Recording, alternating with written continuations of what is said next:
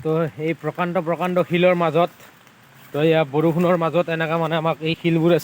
মুঠৰ ওপৰত বান্দৰ জিকা কাক কয় মানে বান্দৰ জিকা বুলি এটা কথা আছে ন ডাইলগ আছে তো এইটো কাক কয় আজি বুজি পালোঁ তো মানে ক'তো ৰখিব স্থান নাছিল তো তাতে আমি শিলৰ গুফাত একদম ছাইডত আমি ৰখিছোঁ একদম তাতেও মাথা এটা ভিজিছে কিবাকৈ বাঢ়িছে মোবাইলকেইটা বাচিছে তো তাকে ধন্য নহ'লেতো বান্দৰ জিকাই দিলোঁ হয় কথাই নাছিল তো পূৰা ঘন বৰষুণ আৰু এনেকুৱা জেগাত ফচিছোঁ তো আপোনালোকে যে এনেকুৱা ফচে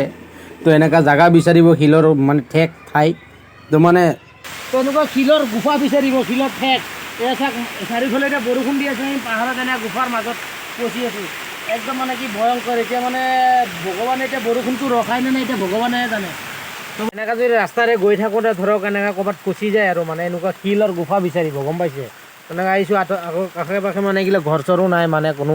এইবিলাক মানে পূৰা আমি বৰষুণত ফচি গ'লোঁ তো শিলৰ গুফা বিচাৰি ইয়াতে স্থান লৈছোঁ তো ইয়াতে শান্তি অলপ আছোঁ তো মানে বৰ বেয়াকৈ ফচি গ'লোঁ দেই মই ভবা নাছিলোঁ মই এনেকৈ ফাঁচি যাম বুলি শিলবোৰ নহ'লে মানে শিলৰ গুফা যে থাকে ছাইডত তো এনেকৈ সোমাই আছিলোঁ তো শিলবোৰ নহ'লেতো একদম মুস্কিলেই আছিল তো থেংক ইউ প্ৰকৃতিক ভাল পাব লাগে সেইকাৰণে প্ৰকৃতি চাহাৰা দিবই নিগেটিভিটি কাটা গ'ল আৰু এটা মেডিটেশ্যনৰ দৰে হ'ল না কি